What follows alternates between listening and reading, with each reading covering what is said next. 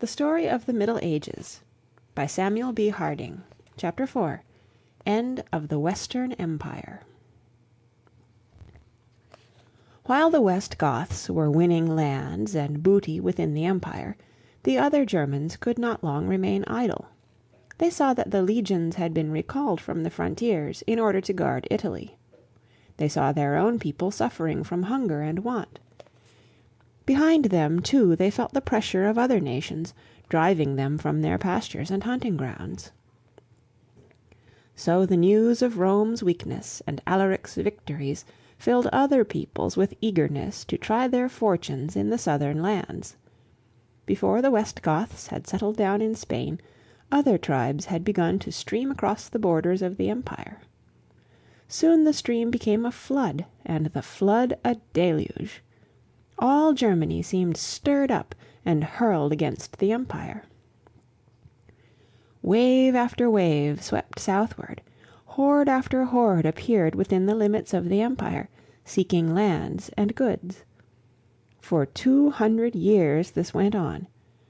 Armies and nations went wandering up and down, burning, robbing, slaying, and making captives.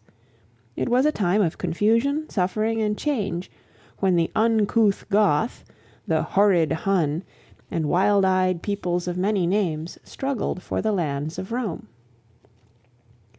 They sought only their own gain and advantage, and it seemed that everything was being overturned and nothing built up to take the place of what was destroyed. But this was only in seeming. Unknowingly, these nations were laying the foundations of a new civilization and a new world. For out of this mixing of peoples and institutions, this blending of civilizations, arose the nations, the states, the institutions of the world of today. In following the history of the West Goths, we have seen that some of these peoples had preceded the Goths into Spain. These were a race called the Vandals. They, too, were of German blood. At one time they had dwelt on the shores of the Baltic Sea, near the mouth of the river Elbe. From there they had wandered southward and westward, struggling with other barbarian tribes and with the remaining troops of Rome's imperial army. After many hard-fought contests they had crossed the river Rhine. They had then struggled through Gaul, and at last had reached Spain. Now they were to be driven from that land, too, by the arrival of the West Goths. Just at this time the governor of the Roman province of Africa rebelled against the emperor's government. To get assistance against the Romans, he invited the Vandals to come to Africa, promising them lands and booty. The Vandals needed no second invitation. The Strait of Gibraltar, which separates the shores of Spain from Africa, is only 15 miles wide, but when once the Vandals were across that strait, they were never to be driven back again. 25,000 warriors, together with their women, children, and the old men, came at the call of the rebellious governor. There they set up a kingdom of their own on Roman soil. A cruel, greedy people they were, but able. From their capital, the old city of Carthage, their pirate ships rowed up and down the Mediterranean, stopping now at this place and now at that, wherever they saw a chance for plunder. Their king was the most crafty, the most treacherous, the most merciless of the barbarian kings. "Whither shall we sail?" asked his pilot one day as the king and his men set out. "Guide us," said the king, "wherever there is a people with whom God is angry." The most famous of the Vandal raids was the one which they made on the city of Rome, 45 years after it had been plundered by Alaric. The rulers of the Romans were as worthless now as they had been at the earlier day. Again, too, it was at the invitation of a Roman that the Vandals invaded Roman territory. No defense of the city was attempted, but Leo, the holy bishop of Rome, went out with his priests and tried to soften the fierceness of the barbarian king.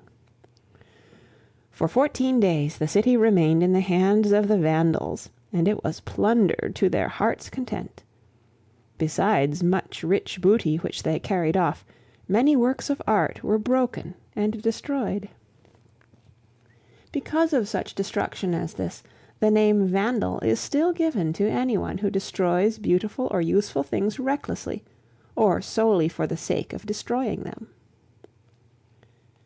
Another of the restless German peoples were the Burgundians. They too had once dwelt in the north of Germany, and had crossed the river Rhine in company with the Vandals.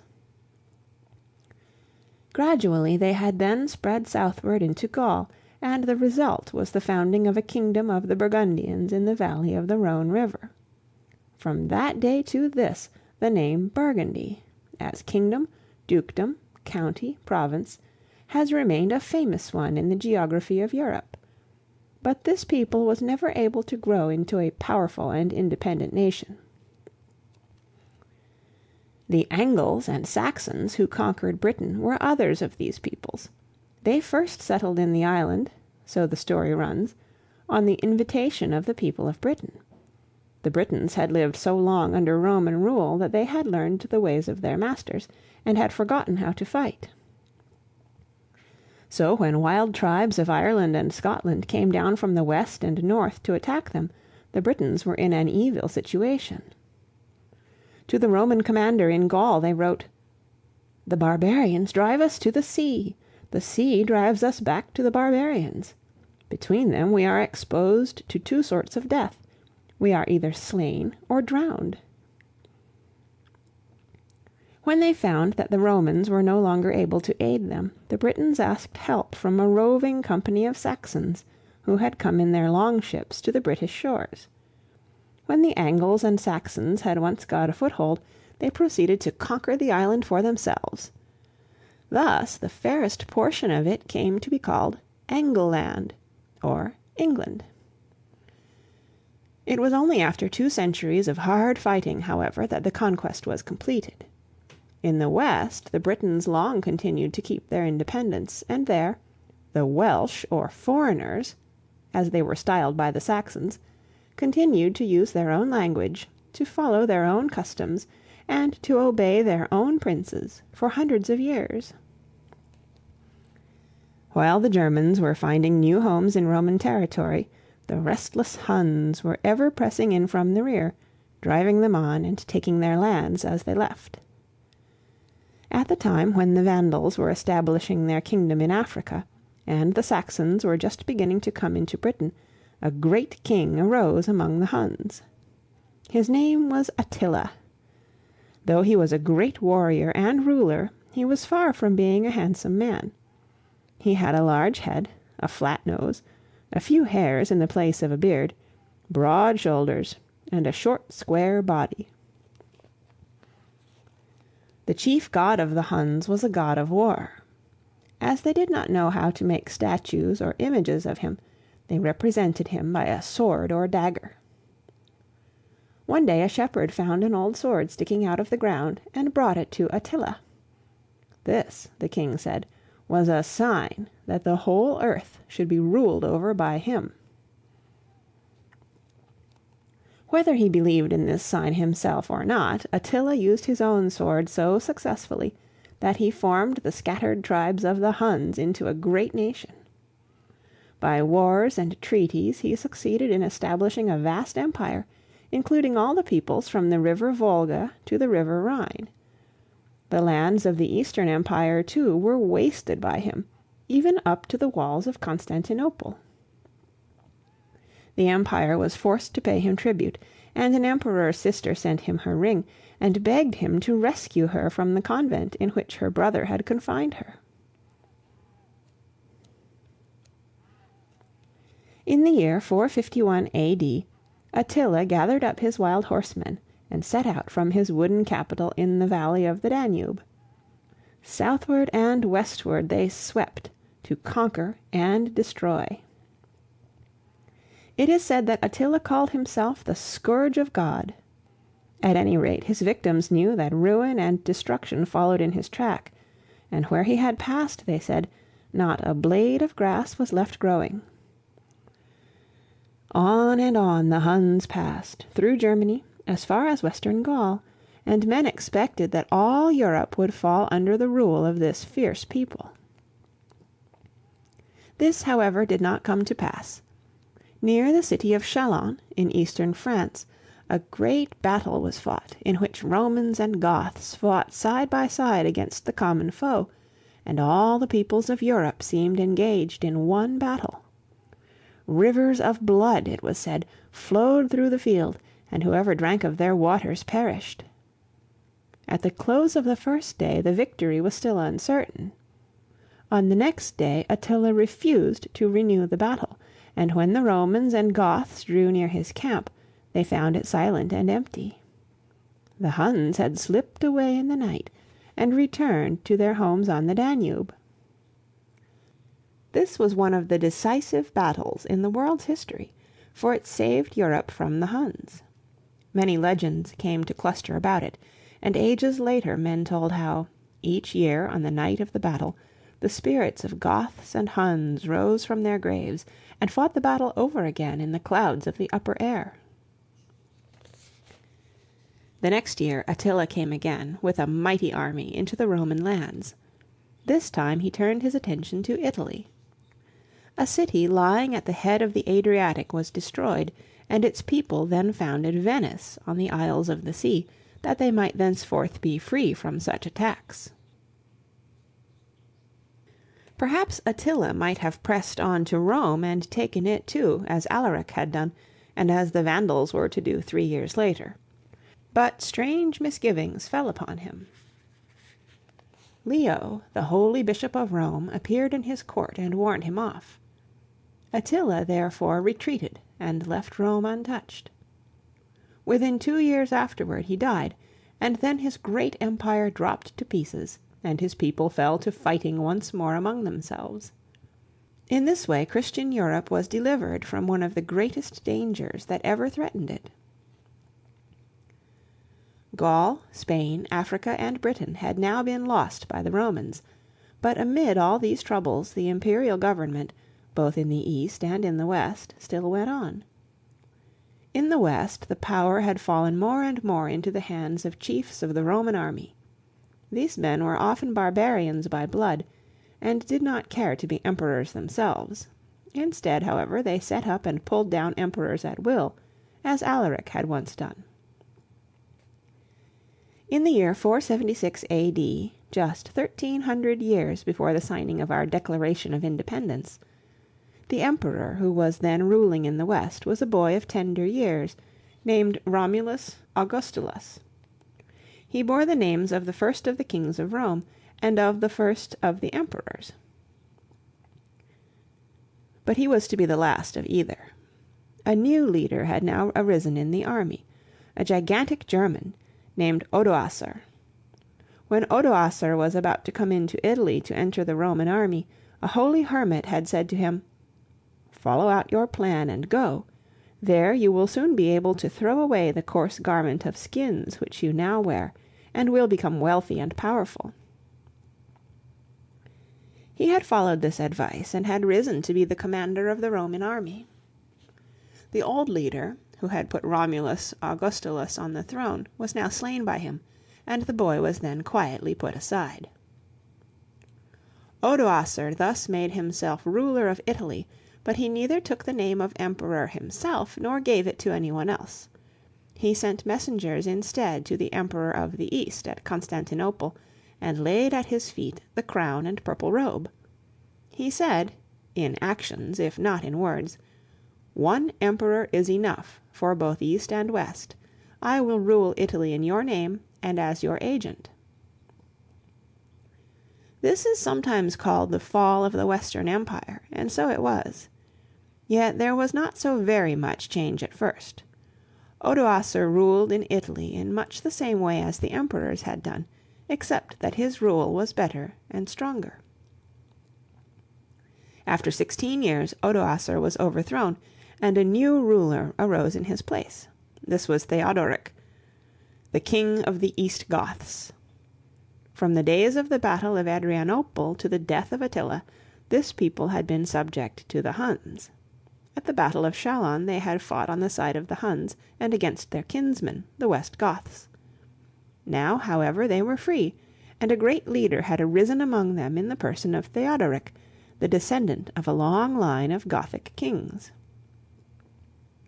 When Theodoric was a young boy he had been sent as a hostage to Constantinople, where he had lived for 10 years. There he had learned to like the cultured manners of the Romans, but he had not forgotten how to fight. When he had returned home, a handsome lad of 17, he had gathered together an army, and without guidance from his father had captured an important city. This act showed his ability, and when his father died he was acknowledged as the king of his people. He was a man of great strength and courage. He was also wise and anxious for his people to improve. For some years his people had been wandering up and down in the Eastern Empire, but they were unable to master that land because of Constantinople's massive walls. So, with the consent of the emperor, Theodoric now decided to lead his East Goths into Italy, drive Odoacer from the land, and settle his people there. The Goths set out over the eastern Alps, 200,000 strong. With them went their wives and children, their slaves and cattle, and behind came 20,000 lumbering ox carts laden with their goods. But Odoacer proved a stubborn fighter. Several hard battles had to be fought, and a siege 3 years long had to be laid to his capital before he was beaten. Then Theodoric, for almost the first and last time in his life, did a mean and treacherous act. His conquered enemy was invited to a friendly banquet, and there he was put to death with his own sword. In this way Theodoric completed the conquest that made him master of the whole of Italy, together with a large territory to the north and east of the Adriatic Sea. For 33 years after that, Theodoric ruled over the kingdom of the East Goths as a wise and able king. Equal justice was granted to all, whether they were Goths or Italians, and Theodoric sought in every way to lead his people into a settled and civilized life. The old roads, aqueducts, and public buildings were repaired, and new works in many places were erected. Theodoric was not only a great warrior and statesman, he was also a man of deep and wide thought. If any man and any people were suited to build up a new kingdom out of the ruins of the empire, and end the long period of disorder and confusion which we call the Dark Ages, it would seem that it was Theodoric and his East Goths. But no sooner was Theodoric dead than his kingdom began to fall to pieces. The Eastern Empire had now passed into the hands of an able emperor, who was renowned as a conqueror, a builder, and a lawgiver. His name was Justinian, and he was served by men as great as himself. Under their skillful attacks, much of the lands which had been lost were now won back. The Vandal kingdom in Africa was overturned. The islands of Sicily, Corsica, and Sardinia were recovered, and at last, after years of hard fighting, the East Goths too were conquered. The last remnant of that race then wandered north of the Alps, and disappeared from history. It was only for a little while, however, that the Eastern Emperor was able once more to rule all Italy. Within 13 years a new Germanic people appeared on the scene, the last to find a settlement within the empire. These were the Lombards, or Langobards, as they were called from their long beards. 10 generations before, according to their legends, a wise queen had led their race across the Baltic Sea from what is now Sweden to Germany. Since then they had gradually worked their way south, until now they were on the borders of Italy. The northern parts of the peninsula at this time were almost uninhabited, as a result of years of war and pestilence.